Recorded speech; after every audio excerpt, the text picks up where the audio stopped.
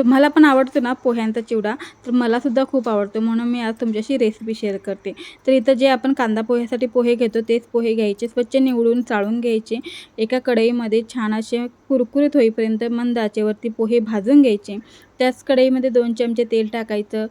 आपल्याकडे काजू, बदाम जे काही ड्रायफ्रूट असतील तुम्हाला टाकायचे असतील तुम्ही टाकू शकता. मी फक्त शेंगदाणे आणि सुकं खोबऱ्याचे काप करून घेतलेले आहेत. ते तेलामध्ये भाजून घेतले आणि त्या पोह्यामध्ये टाकून दिले. इथं तुम्ही डाळवं पण टाकू शकता. माझ्याकडे नव्हतं त्यामुळे मी काहीच बाकीचं टाकलेलं नाही आहे.